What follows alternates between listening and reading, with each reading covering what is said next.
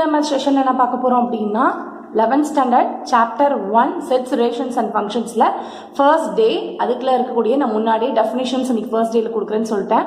So definitions part 1 வீடியோல என்ன பண்ணிருக்கேன்னா செட்ஸை பத்தி ஃபுல்லா கிளியரா எக்ஸ்பிளைன் பண்ணிருக்கேன். ஸோ செட்ஸ்னா வந்து என்ன, அதோட டைப்ஸ் என்ன, அப்புறம் அதில் வந்து என்னென்ன ஆப்ரேஷன்ஸ் நம்ம யூஸ் பண்ணணும், அப்புறம் அதோட ப்ராப்பர்ட்டிஸ் என்னென்ன இருக்கு, நம்ம 11th புது கான்செப்ட் என்ன வந்து அதில் போட்டிருக்காங்க அப்படிங்கிறத நான் வந்து கொடுத்துட்டேன்.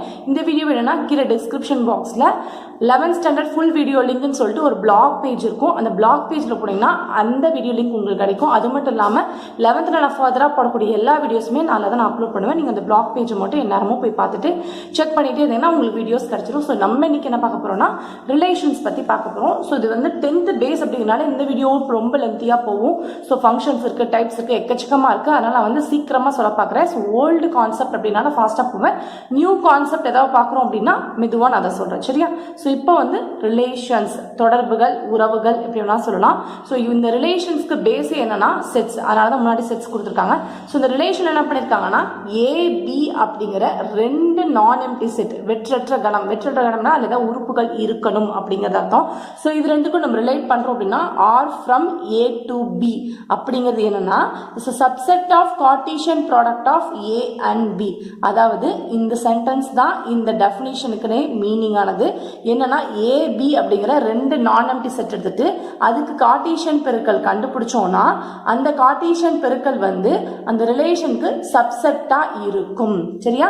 சோ இப்போ ஏபி ஏதாவது ஒரு நான் எம்டி செட் எடுத்து அது நம்ம கார்ட்டீசியன் ப்ராடக்ட் மல்டிப்ளை பண்ணி நம்ம கண்டுபிடிப்போம், பேர் பண்ணுவோம், ட்ரிப்ளெட் பண்ணுவோம். அந்த பேரிங்கோ ட்ரிப்ளெட்டோ எதுல இருந்து ஏல இருந்து பிக்கோ இந்த மாதிரி வந்து ஏ டு பியில் இருக்கும் பொழுது அதுல இருக்கக்கூடிய அந்த குட்டி குட்டி செட்ஸ் எல்லாம் வந்து நம்ம என்னன்னு சொல்லலாம், ரிலேஷன்ஸ் அப்படின்னு சொல்லலாம், சரியா? ஸோ ரிலேஷன்ஸ் அப்படின்னு நம்ம சொல்லலாம். ஸோ அப்போ வந்து நம்ம என்ன பண்ணுவோம், டொமைன், கோடொமைன், ரேஞ்ச் அப்படிலாம் சொல்லுவோம். ஏல இருக்கக்கூடிய எல்லா எலமெண்ட்ஸையும் நம்ம என்னன்னு சொல்லுவோம், டொமைன் அப்படின்னு சொல்லுவோம். பில இருக்கக்கூடிய எல்லா எலமெண்ட்ஸையும் கோடொமைன் அப்படின்னு சொல்லுவோம். ஸோ ரிலேஷன்னால கார்ட்டீசியன் ப்ராடக்ட்ல எல்லாமே ரிலேட் ஆயிடும். ஸோ எல்லாமே டொமைன் சொல்லலாம், ரேஞ்ச் அப்படின்னு சொல்லலாம். அடுத்தது பாத்தீங்கன்னா இது புது concept, extreme relation, former relation.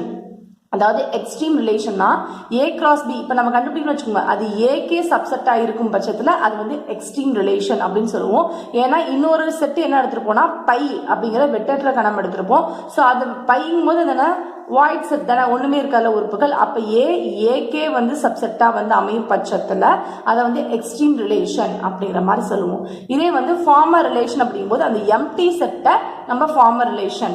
அதாவது உங்களுக்கு கிளியரா சொல்லணும்னா இப்போ இங்க ஏபின்னு ரெண்டு செட் எடுத்த மாதிரி நான் ஏ பை அப்படின்னு சொல்லிட்டு ரெண்டு செட் எடுத்துக்கிறேன்.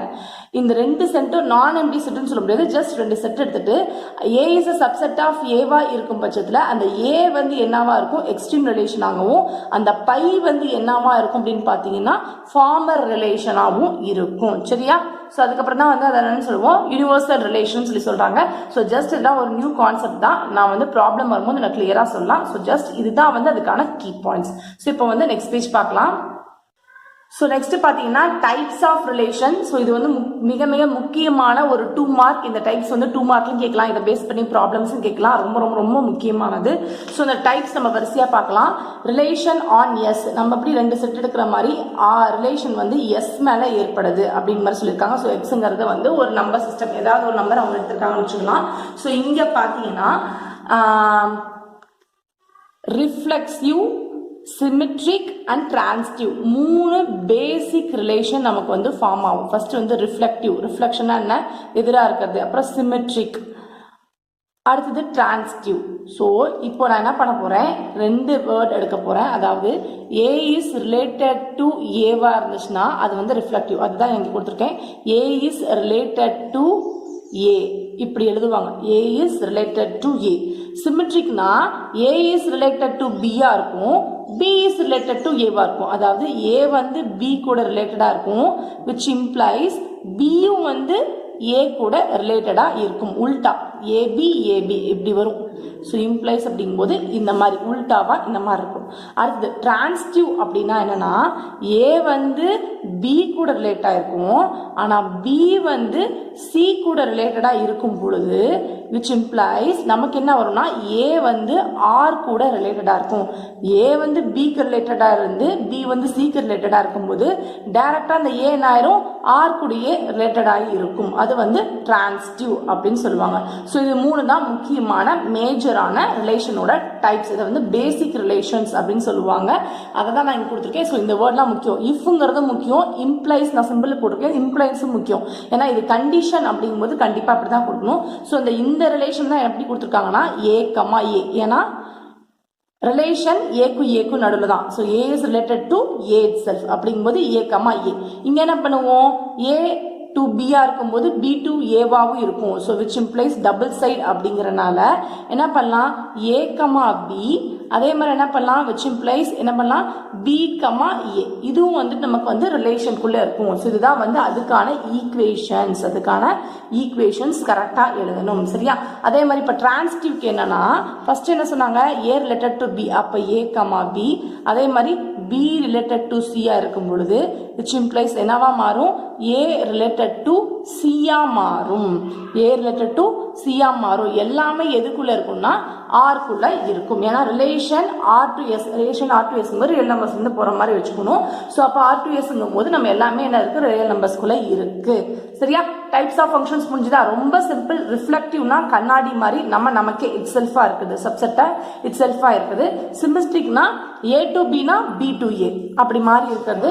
அடுத்தது அதே மாதிரி ஏபி பிசியா இருக்கும்போது ஏசியா இருக்கும். இது எல்லாமே பிலாங்ஸ் டு ஆரா இருக்கும். அதை தான் நான் இங்கே ப்ரூஃப் எழுதியிருப்பேன். ஸோ இந்த இடத்துல பாருங்க, அதே மாதிரி நான் போட்டிருப்பேன். இது எல்லாமே கண்டிப்பாக இருக்கணும். இது வந்து ஒரு முக்கியமான மிக மிக முக்கியமான ஒரு 2 மார்க் கொஸ்டின். சரியா? மறக்காம படிச்சுக்கோங்க. ஸோ தான் பேசிக் ரிலேஷன்ஸ் அப்படின்னு சொல்லுவோம். அது மட்டும் இல்லாமல் இன்னொரு ரிலேஷன் வகை கொடுத்துருக்காங்க, ஈக்குவலன்ஸ் ரிலேஷன். எஸ்ங்கிறது ஏதாவது ஒரு செட்டா நம்ம எடுத்துக்கிட்டோம்னா ரிலேஷன் ஆன் எஸ்ஸா இருக்கும்போது அதுல என்னென்ன ரிலேஷன்ஸ்லாம் ஏற்படலாம். எஸ்ங்க அங்கே வந்து ஏபின்னு ஒரு செட் எடுத்துட்டோம்ல, அதே மாதிரி இங்கே எஸ்ன்னு ஒரு செட் எடுத்துட்டு அதில் நிறைய ரிலேஷன்ஸ் நம்ம போடணும், அப்ளை பண்ணணும். அதில் எப்படிலாம் அப்ளை பண்ணலாம், ரிஃப்ளெக்டிவா அப்ளை பண்ணலாம், சிமெட்ரிக்கா அப்ளை பண்ணலாம், டிரான்சிட்டிவாவும் அப்ளை பண்ணலாம். இந்த மாதிரி 3யும் நம்ம வந்து யூஸ் பண்ணோம் அப்படின்னா அது வந்து ஈக்குவலன்ஸ் ரிலேஷன். அவ்வளவுதாங்க உங்களுக்கு ரிலேஷன்னா என்னன்னு மட்டும் டெஃபினேஷன் படிச்சுக்கோங்க. அதுக்கப்புறம் டைப்ஸ் மிக மிக முக்கியமான 2 மார்க். இது 1 மார்க்லையும் கேட்கலாம், 2 மார்க்லையும் கேட்கலாம். கொஸ்டினை பொறுத்து உங்களுக்கு வரும். அடுத்தது ஈக்குவலன்ஸ் ரிலேஷன்ஸ், இதுவும் வந்து உங்களுக்கு கொஸ்டினையும் கேட்கலாம். ஓகேவா? ஸோ இப்போ ரிலேஷன்ஸ் முடிச்சாச்சு, ஃபங்க்ஷன்ஸ்க்குள்ள போலாமா?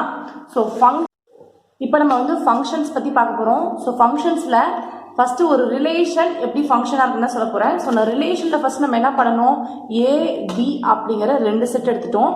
அது 2 நம்ம ரிலேட் பண்ணணும். ரிலேட் பண்ணும் பொழுது நமக்கு என்ன வரும், ஸோ இங்கே ஒரு செட் எடுத்துக்கலாம், இங்கே ஒன்று எடுத்துக்கலாம். நான் என்ன பண்ணுறேன், இந்த இடத்துல ஏன்னு எடுத்துட்டு இங்கே பிசின்னு 2 எலிமெண்ட் எடுத்துக்கிறேன். இதுக்குள்ளே ரிலேட் பண்ணும்பொழுது இதுக்கு 2க்கும் ஏக்கும் பிக்கும் கார்ட்டீசியன் ப்ராடக்ட் எடுத்தோம் அப்படின்னா அதோட சப்செட் எல்லாமே ரிலேஷனாக மாறும் அப்படின்னு சொல்லி சொன்னோம். கரெக்டாக? ஸோ அப்போது என்ன எழுதலாம், ஏ கமா பி அப்படின்னு எழுதலாம், ஏ கமா சி அப்படின்னு எழுதலாம். ஸோ இந்த சப்செட் எல்லாமே என்னென்ன எடுத்துப்போம், நம்ம ரிலேஷன் எடுத்துப்போம். இந்த ரிலேஷனை நம்ம இப்போ வந்து ஃபங்க்ஷன்ஸ் அப்படின்னு நம்ம எப்படி நம்ம ஃபங்க்ஷனாக மேப்பிங் பண்ணுறது அப்படின்னு பார்த்தீங்கன்னா, இப்போ ஏக்கும் பிக்கும் நம்ம மேப் பண்ணலாம், அதே மாதிரி ஏக்கும் சிக்கும் நம்ம மேப் பண்ணலாம். ஸோ இப்போ நம்ம எழுதுறோம் அப்படின்னா ஃபர்ஸ்ட் பாருங்க, ஏக்கும் பிக்கும் மேப் பண்ணும்போது ஏ வந்து ஃபர்ஸ்ட் குவார்டினேட் வந்து ஏங்கிற செட்ல இருந்தும் பிங்கிறது இந்த செட் செகண்ட் குவார்டினேட் பிங்கிற செட்ல இருந்து தான் எடுக்க முடியும். அப்படி இருந்துச்சுன்னா அந்த ரிலேஷன் வந்து ஒரு ஃபங்க்ஷனா நம்ம அக்செப்ட் பண்ணிக்கலாம். இது வந்து ஃபர்ஸ்ட் பாயிண்ட். செகண்ட் பாயிண்ட் என்ன அப்படின்னு பார்த்தீங்கன்னா, இங்கிருந்து எத்தனை வேணா போகலாம். அதாவது டொமைன், இது வந்து என்னன்னு சொல்லுவாங்கன்னா டொமைன் மதிப்பகம் அப்படின்னு சொல்லுவாங்க. இதை வந்து என்னன்னு சொல்லுவாங்கன்னா கோடொமைன் அப்படிம்பாங்க. இது ஆல்ரெடி நம்ம ரேஞ்ச்லேயே நம்ம ரிலேஷன்ஸ்லேயே படிச்சாச்சு. ஸோ டொமைன் கோடொமைன் அப்படிங்கும்பொழுது இதுலேருந்து எலமெண்ட்ஸ் வந்து ஏ டு பிக்கு நம்ம மேப்பிங் பண்ணிக்கலாம். அதே மாதிரி ஏ டு சிக்கும் நம்ம மேப்பிங் பண்ணும்பொழுது இது 2ம் வந்து இது பண்ணும்போது நமக்கு பியும் சியும் ஈக்குவலாக இருக்கும். இதுவும் பிலாங்ஸ் டு எஃப்ஆ தான் இருக்கும், இதுவும் பிலாங்ஸ் டு எஃப்ஆ தான் இருக்கும். இதுதான் வந்து செகண்ட் கண்டிஷன் நம்ம ஃபங்க்ஷனாக மேக் பண்ணுறது. அப்படி பார்க்கும்போது இந்த டொமைன்ல வந்து இந்த இருக்கக்கூடிய ஏ வந்து என்னன்னு சொல்லுவோம்னா ப்ரீ இமேஜ், நிழல் உரு அப்படின்னு சொல்லுவோம். இந்த பிசி வந்து என்னன்னு சொல்லுவோம்னா இமேஜ், இது வந்து முன்னூறு, இது நிழலூர். கரெக்ட். ஸோ ப்ரீ இமேஜ்ங்கிறது முன்னூறுன்னு சொல்லுவோம், இது நிழலூர்னு சொல்லுவோம். ஸோ ப்ரீ இமேஜ் பியில் இருக்கக்கூடிய எலமெண்ட்ஸ் எல்லாத்தையும் நம்ம இமேஜ்னு சொல்லுவோம். இப்போ இங்கே வந்து எக்ஸஸாக பி கூட இருக்கலாம், அது மேப். ஆனால் இந்த இடத்துல பி இருந்துச்சுன்னா அது கண்டிப்பாக மேப் ஆகி இருக்கணும், இருந்தால் தான் ஃபங்க்ஷன். இங்கே பி இருந்து மேப் ஆக ஆரம்பிச்சுன்னா அது ஃபங்க்ஷன் கிடையாது. ஸோ இங்கே வந்து எத்தனை எலமெண்ட்ஸ் இருந்தாலும் டொமைனில் இருக்கக்கூடிய எலமெண்ட்ஸ் வந்து கண்டிப்பாக மேப் ஆகி இருக்கணும். அந்த மேப் ஆகிறது வந்து எலமெண்ட்ஸில் ஒன்றுலேருந்து கூட இந்த மாதிரி போகலாம். பட் இங்கிருந்து நமக்கு வந்து மெனி டு ஃபங்க்ஷன் ஃபங்க்ஷன்ஸோட டைம்ஸ்ல நம்ம வரிசையா ஒன்னொன்னா பார்க்கலாம். ஸோ இதுதான் பேசிக் ஃபங்க்ஷன். ஸோ செகண்ட் பாயிண்ட் நம்ம இங்கே பார்க்கலாம். ஃபார் ஆல் டே ஸ்டார்டிங்லேருந்தே பார்த்தலாம். ஏபி அப்படிங்கிற 2 செட் எடுத்துட்டு அது ரெண்டுக்கு நான் ரிலேஷன் போடுறேன். ஃப்ரம் ஏ டு பி அப்படின்னு ரிலேஷன் பண்ணும்போது அதுக்கு கார்ட்டீசியன் ப்ராடக்ட் எடுத்து அதோட சப்செட் எல்லாம் நம்ம ரிலேஷனாக எடுத்துப்போம். நான் ஆல்ரெடி ரிலேஷன்ஸோட டெஃபினிஷன்ஸில் பார்த்தாச்சு. இது ஃபங்க்ஷனாக இருக்கணும்னா நமக்கு ரெண்டு கண்டிஷன் சாட்டிஸ்ஃபை பண்ணணும். ஃபர்ஸ்ட் கண்டிஷன் என்னன்னா ஏ பிலாங்ஸ் டு ஏவா இருக்கும்போது கண்டிப்பாக பி பிலாங்ஸ் டு பியா தான் இருக்கணும். அப்போ தான் அது ரெண்டையும் நம்ம ரிலேஷனாக நம்ம மேப் பண்ணியிருக்கோம் அப்படின்னு சொல்லி அர்த்தம். A is a function of B அப்படிங்கிற மாதிரி வரும். So belongs to F. இது ஃபர்ஸ்ட் கண்டிஷன். செகண்ட் என்ன அப்படின்னு பார்த்தீங்கன்னா இப்போ ஏ பி ஒரு ஃபங்க்ஷனாக எடுத்துக்கிட்டு அதே மாதிரி சி ஒரு ஃபங்க்ஷனாக எடுக்கும்போது பி ஈக்குவல் டு சியா இருக்கும். இருந்தால் தான் நம்ம இந்த மாதிரி ஃபங்க்ஷன்ஸாக எடுக்க முடியும். ஸோ இதுதான் ஃபங்க்ஷனுக்கான டெஃபினிஷன்ஸ். இந்த 2 பாயிண்ட்டையும் மறக்காமல் கரெக்டாக எழுதுங்க. அவ்வளோதான். இப்போ நம்ம ஃபங்க்ஷன்ஸில் இன்னும் கொஞ்சம் விஷயங்கள்லாம் வரிசையாக நம்ம பார்க்கலாம். ஸோ என்ன பார்த்தோம்னா நெக்ஸ்ட்டு நான் முன்னாடி சொன்ன மாதிரியே தான் அந்த ஃபங்க்ஷன் நம்ம எப்படி எழுதலாம் அப்படின்னு பார்த்தீங்கன்னா அதாவது பி பிலாங்ஸ் டு எஃப்னு சொன்னோம்ல அந்த ஃபங்க்ஷன் நம்ம எப்படி டிஃபைன் பண்ணலாம் அப்படின்னா F of A equal to B. இதை வந்து என்னன்னா பி பிலாங்ஸ் டு எஃப் அப்படிங்கிற ஃபங்க்ஷன்ஸை எப்படி டிஃபைன் பண்ணலாம். அப்போ ஏ பிலாங்ஸ் டு ஏவா இருக்கணும், பி பிலாங்ஸ் டு பியா இருக்கணும். நான் முன்னாடி இந்த டயக்ராமில் போட்ட மாதிரி அப்படியே தான் இதை வந்து ஏல இருக்கக்கூடிய இந்த இதை வந்து நம்ம என்ன சொல்லுவோம் ப்ரீ இமேஜ் அப்படிமோ, பியில் இருக்கக்கூடிய அந்த ஸ்மால் பி என்னன்னு சொல்லுவோம் இமேஜ் அப்படிமோ. இது டொமைன் கோடொமைன் அதே தான். இப்போ ரேஞ்ச் அப்படின்னா இப்போ இந்த இதில் வந்து இப்போ பியில் வந்து நான் நிறையா கூட ஒரே எலமெண்ட்ஸ் கூட இருக்கலாம். இன்கேஸ் இந்த இடத்துல டி இருக்குன்னு வச்சுக்கோங்களேன். இன்கேஸ் இந்த இடத்துல டி இருக்குன்னா இது மேப் ஆக கூட இருக்கலாம்.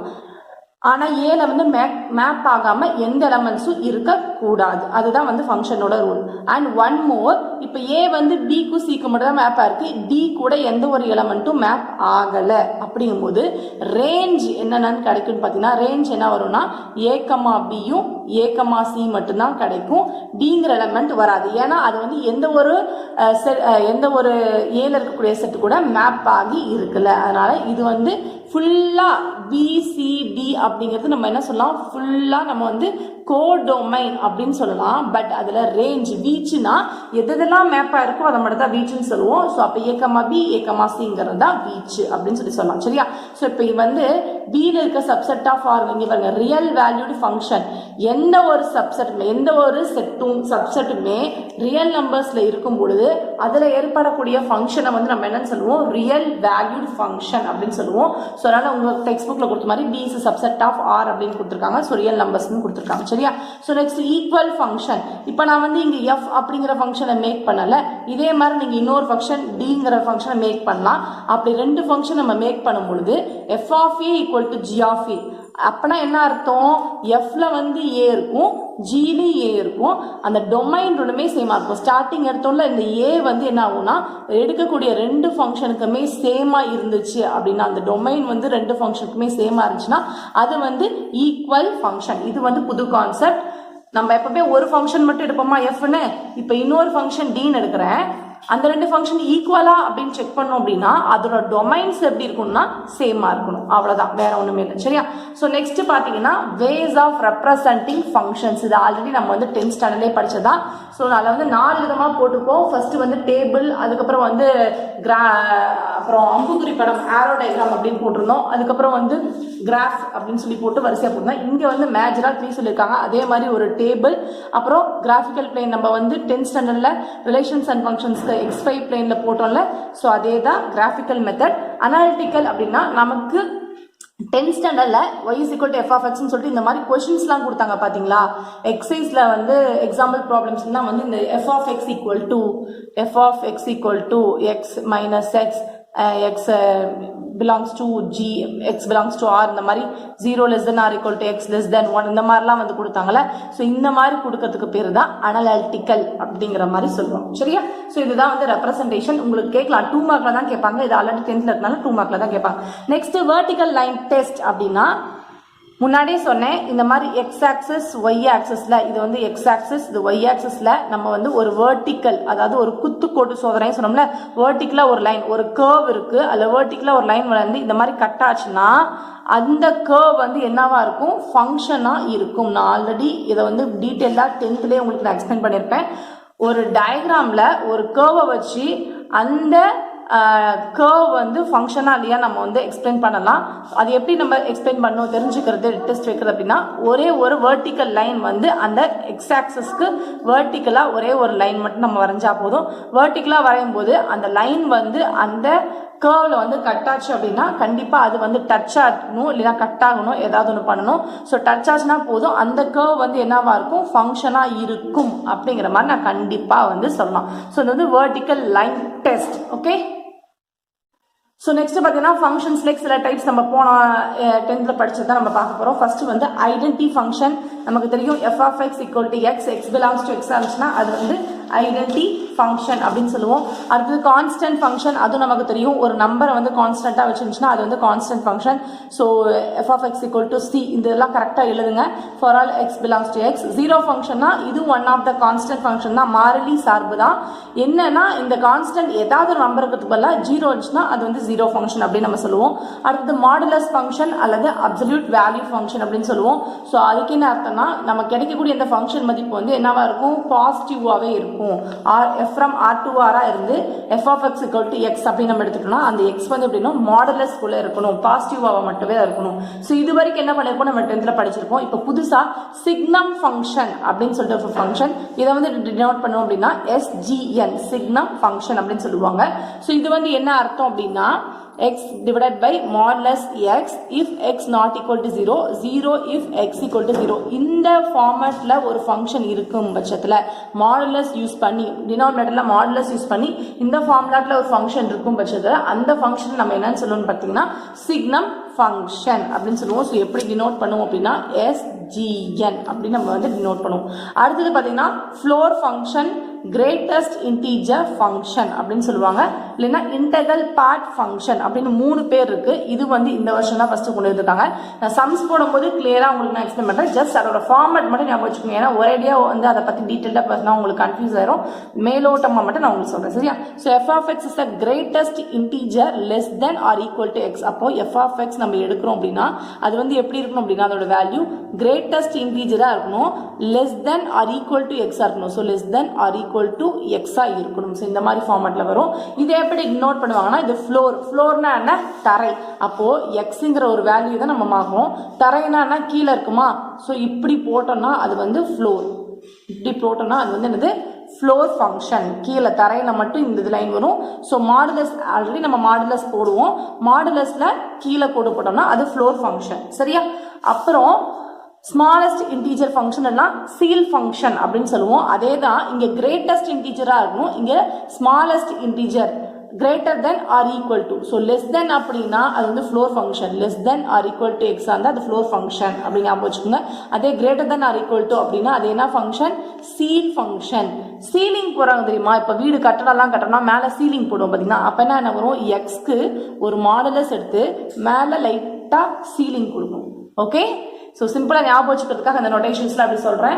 So greater than or equal to எக்ஸா இருக்கணும், இல்லைன்னா சீலிங் இந்த மாதிரி இருந்துச்சுன்னா அது வந்து சீல் ஃபங்க்ஷன் அப்படின்னு சொல்லுவோம். இதை வந்து இந்த மாதிரி டினோட் பண்ணலாம், டாட் வச்சு கூட டினோட் பண்ணலாம். இது 3 தான் இந்த இயற்கான முக்கியமான ஃபங்க்ஷன்ஸ் தான் நம்ம வந்து எக்ஸஸாக படிக்கிறது. அதுக்கப்புறம் பார்த்தீங்க அப்படின்னா இந்த சீல் ஃபங்க்ஷனையும் வந்து ஃப்ளோர் ஃபங்க்ஷனையும் சேர்த்து நம்ம என்னன்னு சொல்லுவோம்னா ஸ்டெப் ஃபங்க்ஷன். ஸோ இது ரெண்டையும் ஜாயின் பண்ணி என்ன சொல்லுவோம்னா ஸ்டெப் ஃபங்க்ஷன் அப்படின்னு சொல்லிட்டு இதை நம்ம சொல்லுவோம். ஸோ மொத்தம் எத்தனை ஃபங்க்ஷன் படிச்சிருக்கோம், 4 ஃபங்க்ஷன். ஃபர்ஸ்ட் சிக்னம் ஃபங்க்ஷன் அப்படின்னு படிச்சு இந்த மெத்தட் நம்ம சொன்னோம். அடுத்தது ஃப்ளோர் ஃபங்க்ஷன், அடுத்தது சீல் ஃபங்க்ஷன், அப்புறம் இது ரெண்டையும் சேர்த்து ஸ்டெப் ஃபங்க்ஷன். இந்த 4 ஃபங்க்ஷன்ஸ் தான் நம்ம இந்த இயர்ல புதுசாக படிக்க போகிறது. இப்போ மேலே பார்த்த எல்லா ஃபங்க்ஷன்ஸுமே வந்து என்ன ஃபங்க்ஷன்ஸ் பார்த்தீங்கன்னா எலிமெண்ட்ரி ஃபங்க்ஷன்ஸ், அதாவது அடிப்படையான சார்புகள் அப்படிங்கிற மாதிரி சொல்லுவாங்க. இப்பதான் வந்து என்ன பண்றோம்னா டைப்ஸ் ஆஃப் ஃபங்க்ஷன்ஸ் அப்படின்னு சொல்றாங்க. அப்ப நம்ம போன வருஷம் அந்த 1 to on to அந்த மாதிரிலாம் படிச்சோம்ல, அது இனிமே தான் வரப்போகுது, வாங்க பார்க்கலாம். ஸோ டைப்ஸ் ஆஃப் ஃபங்க்ஷன்ல பேசிக்கா 2 டைப் தான். நம்ம வந்து மெனி 1 on to எத்தனை ஃபங்க்ஷன் வேணா படிச்சுட்டோம். ஆனால் பேசிக்கா என்னது 1 to 1 ஃபங்க்ஷனும் on to ஃபங்க்ஷன் தான் பேசிக் 2 ஃபங்க்ஷன்ஸ் அப்படின்னு சொல்லுவாங்க. ஸோ அது எப்படி எடுப்போம், f from AB அப்படிங்கிற 2 செட் எடுத்துட்டோம்னா f from A to B இருக்கும் பொழுது அது 1 ஃபங்க்ஷன் சொல்லுவோம். 1 ஃபங்க்ஷன் இன்னொரு பேர் இன்ஜெக்டிவ், அது நமக்கு தெரியும்.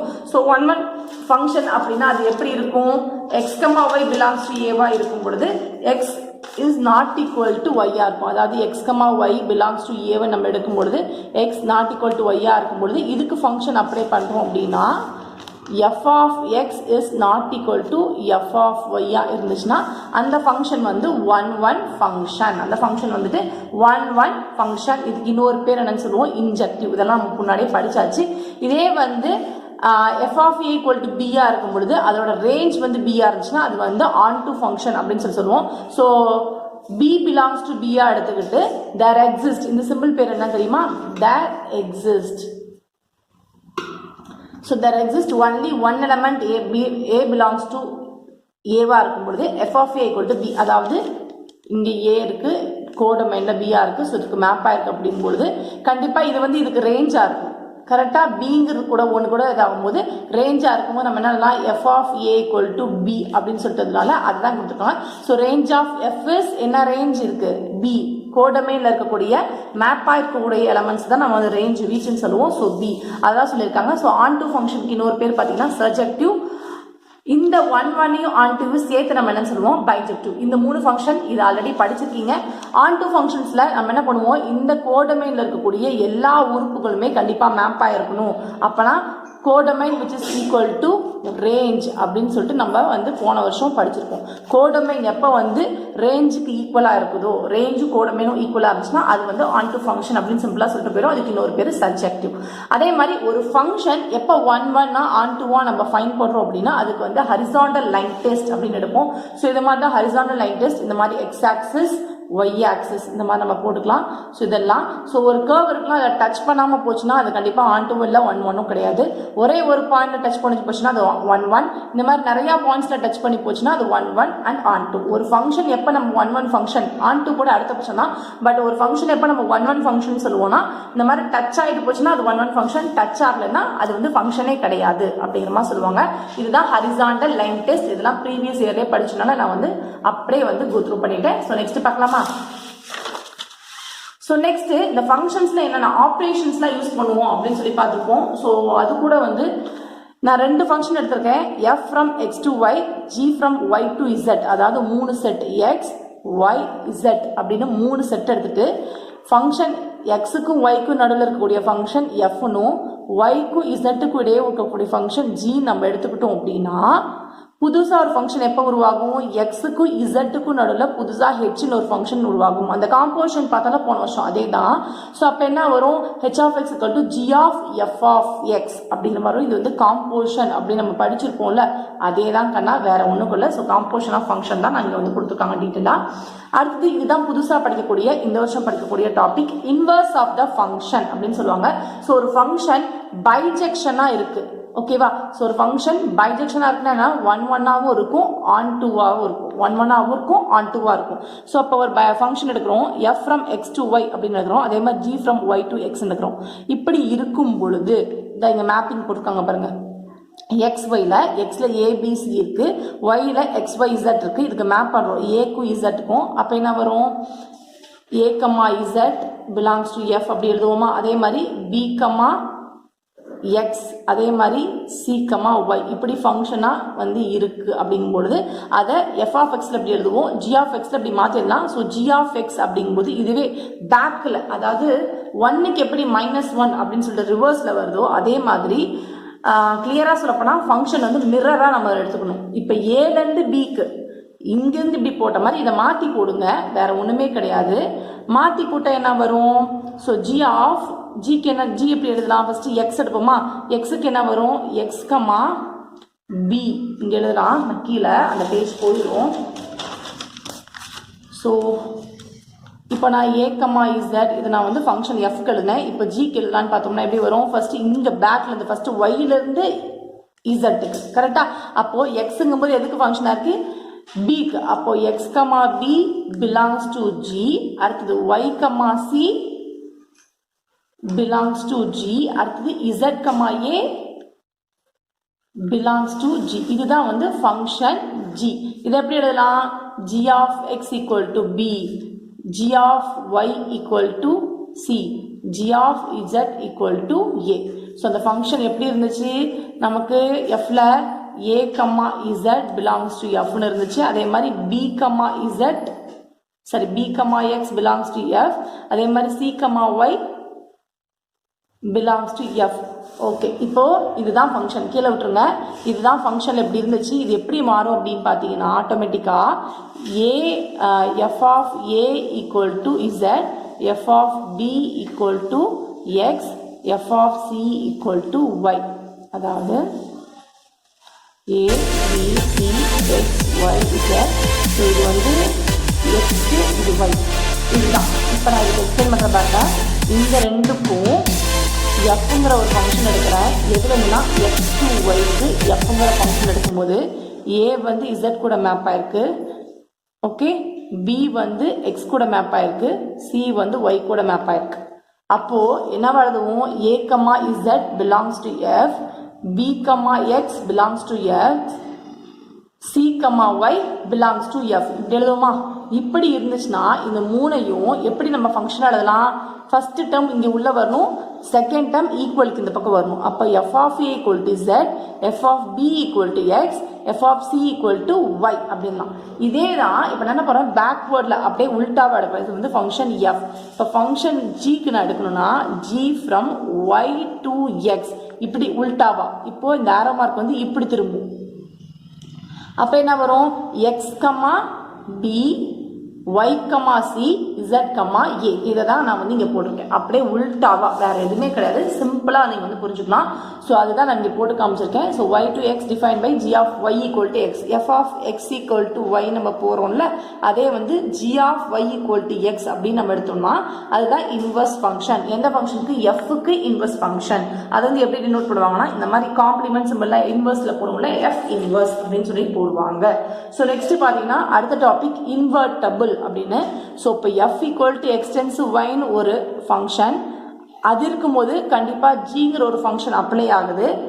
ஏன்னா இன்வெர்ஸ் எடுக்கும்போது அப்ளை ஆகும்ல, அது மாதிரி அப்ளை ஆச்சுன்னா ஜி சர்க்கிள் எஃப் வந்து ஐஎக்ஸாக இருக்கும், எஃப் சர்க்கிள் ஜி வந்து ஐ ஒய்யா இருக்கும்.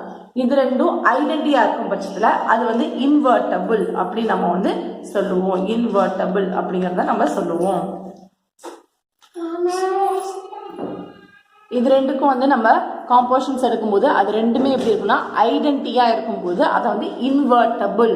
எஃப்லேருந்து ஜிக்கு நம்ம ஃபங்க்ஷன் எடுத்தாலும் சரி, ஜிலேருந்து எஃப்க்கு நம்ம இன்வெர்ஸ் ஃபங்க்ஷன் எடுத்தாலும் சரி, ரெண்டும் ஐடென்டிட்டியாக கிடைக்கும் பொழுது அது வந்து இன்வெர்ட்டபிள் ஃபங்க்ஷன் அப்படின்னு சொல்லுவோம். ஸோ ஓகேவா, இது ரெண்டும் ப்ராப்ளம்ஸ் போடும்போது உங்களுக்கு கிளியராக என்ன புரியும். வாங்க நெக்ஸ்ட் பார்க்கலாம்.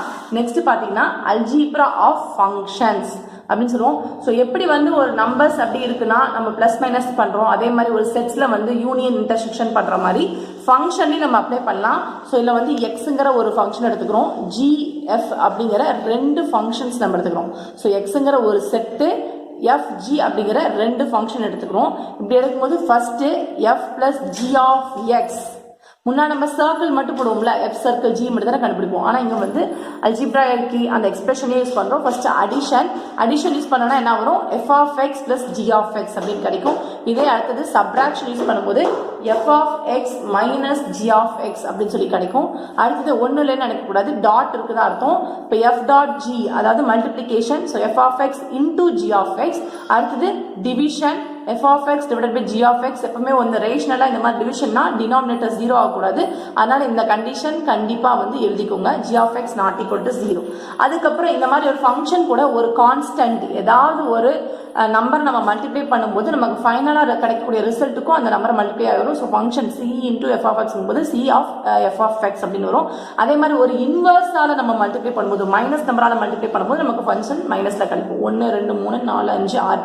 ஸோ இந்த 6 பாயிண்ட்ஸ் உங்களுக்கு எப்படி கேட்கலாம் அப்படின்னா 2 மார்க்ஸில் கேட்கலாம். ஸோ அதுக்கு வந்து நீங்கள் எழுதணும். எக்ஸுங்கிறது எனி செட்டாக எடுத்துக்கிட்டோம், எஃப்ஜி அப்படிங்கிற ரெண்டு function real value function on எக்ஸ்ன்னு எடுத்துக்கிட்டோம்னா, டிஃபைன்ட் ஆன் எக்ஸ்ன்னு எடுத்துக்கிட்டோம்னா தான் இந்த கண்டிஷன்ஸ்லாம் பாசிபிள்.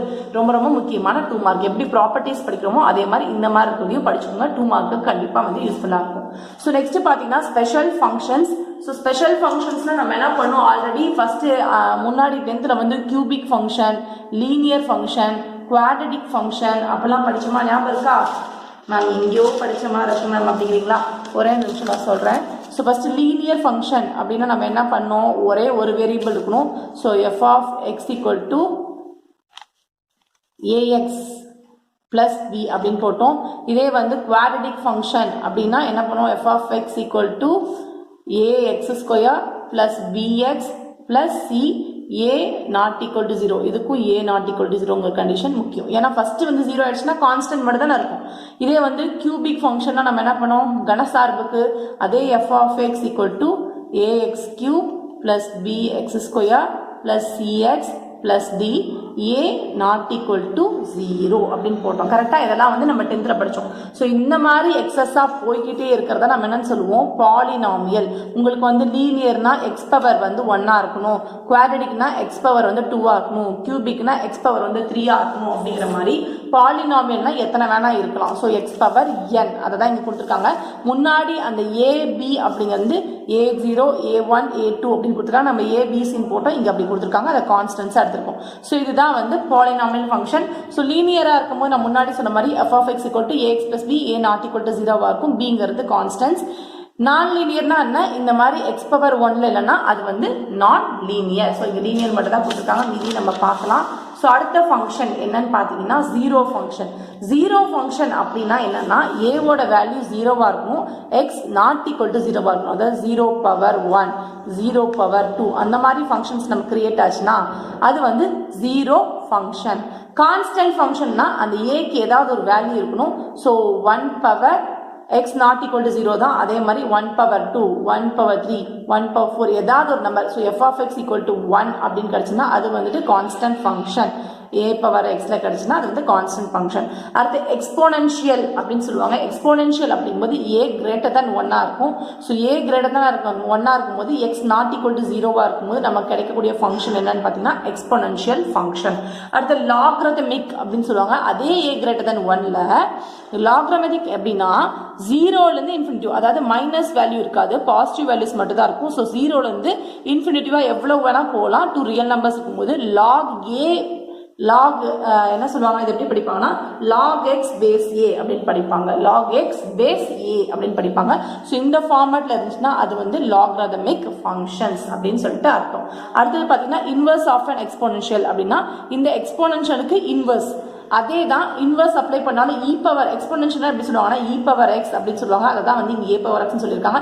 ஸோ இதுக்கு நீங்கள் இன்வர்ஸ் எடுத்தாலுமே இ பவர் எக்ஸ் தான். இது நீங்கள் பின்னாடி கால்குலஸில் வந்து டிஃபரன்ஷியல் இன்டகிரேஷன் ஃபார்முலா படிக்கும்போது இ பவர் வந்து எவ்வளோ முக்கியம் அப்படின்னு உங்களுக்கு தெரியும். இப்போ ஜஸ்ட் நார்மலாக மட்டும் தான் கொடுத்துருக்காங்க, ரெண்டும் ஒன்று தான்.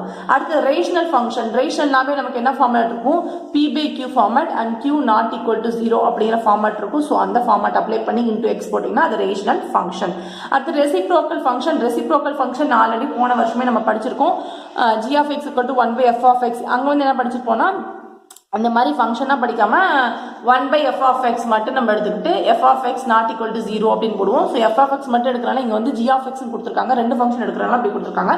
So g of x equal to 1 by f of x கண்டிப்பாக இந்த டினாமினேட்டர் வந்து not equal to 0வா இருக்கும். இந்த கண்டிஷன் கண்டிப்பாக எழுதினாதான் அது வந்து ரெசிப்ரோக்கல் ஃபங்க்ஷன். சரியா? இப்போ நெக்ஸ்ட் புதுசாக படிக்கக்கூடியது ஃபங்க்ஷன்ஸில் ஆட் ஃபங்க்ஷன், ஈவன் ஃபங்க்ஷன். இப்போ எஃப் ஃப்ரம் ஆர் டு ஆராக இருக்கும்போது f of minus x apply பண்ணும்போது minus of f of x கிடச்சதுன்னா அது வந்து ஆட் ஃபங்க்ஷன். அதாவது நம்ம எக்ஸுக்கு வந்து கொடுக்கக்கூடிய வேல்யூ மைனஸ்லேருந்து நமக்கு ஆன்சரும் மைனஸில் வரும் பொழுது அந்த ஃபங்க்ஷனை வந்து நமக்கு மைனஸில் ஆன்சர் கிடைச்சது அப்படின்னா அது வந்து ஆட் ஃபங்க்ஷன். அது வந்து ஆட் ஃபங்க்ஷன். இதே ஈவன் ஃபங்க்ஷன் அப்படின்னா இந்த f from R to R அதே real numbers to real numbers அப்படின்னு வச்சுக்கலாம். அந்த நம்பர்ஸ்லயே எக்ஸோட வேல்யூ வந்து மைனஸ் வேல்யூ கொடுக்குறேன், கொடுத்து எனக்கு ஆன்சர்ல வந்து என்ன கிடைக்குது பிளஸ், ஆன்சர்ல வந்து பிளஸ் அந்த ஃபங்க்ஷன் கிடைச்சதுன்னா அது ஈவன் ஃபங்க்ஷன். ஆட்னா மைனஸ், ஈவன்னா பிளஸ், அவ்வளோதான். ஸோ இதோட உங்களுக்கு எல்லாமே ஃபர்ஸ்ட் சாப்டர்ல இருக்கக்கூடிய எல்லாமே முடிஞ்சிச்சு. ஸோ நான் வரிசையாக எல்லாமே நான் வந்து உங்களுக்கு நான் எக்ஸ்பிளைன் பண்ணிட்டேன். ஸோ ஃபங்க்ஷன் செட்ஸ் எல்லாமே நான் வந்து உங்களுக்கு போட்டு காமிச்சிட்டேன். ஸோ இதோட உங்களுக்கு வந்து இந்த வீடியோ முடியுது. இந்த வீடியோ உங்களுக்கு ரொம்ப யூஸ்ஃபுல்லாக இருக்கும்னு நினைக்கிறேன். இந்த பேப்பர்ஸ் நான் எழுதியிருக்க பேப்பர்ஸ்லாம் உங்களுக்கு அப்படியே வேணும். எனக்கு இதெல்லாமே கீ பாயிண்ட்ஸ் தான். நான் இப்போ எதை வச்சு எக்ஸ்பிளைன் பண்ணியிருக்கேன் கீ பாயிண்ட்ஸ். நீங்கள் டெஃபினேஷனில் வந்து வளவள குழப்பலான்னு அந்த லெட்டர்ஸ் வச்சு படித்தாலுமே இந்த கீ பாயிண்ட்ஸ் இல்லைன்னா கண்டிப்பாக உங்களுக்கு வந்து மார்க் போட மாட்டாங்க. ஸோ இந்த கீ பாயிண்ட்ஸ் இருக்கக்கூடிய இந்த பேப்பர்லாம் உங்களுக்கு வேணும் அப்படின்னா கீழே மறக்காம லிங்க், பிளாக் லிங்க்ல வந்து நான் டவுன்லோட் பண்ணுறதுக்கு லிங்க் கொடுக்குறேன். டெஃபினேஷன்ஸ் வந்து நான் டவுன்லோட் பண்ணுறதுக்கு லிங்க் கொடுக்குறேன். அதை மறக்காம டவுன்லோட் பண்ணி வச்சுட்டு நீங்கள் அதை வந்து படிச்சுக்கோங்க. சரியா? ஸோ கடைசியாக நம்ம quote we learn maths by doing maths. Thank you so much for வாட்சிங் மாடர்ன் மேத்தமேட்டிக்ஸ் அகாடமி.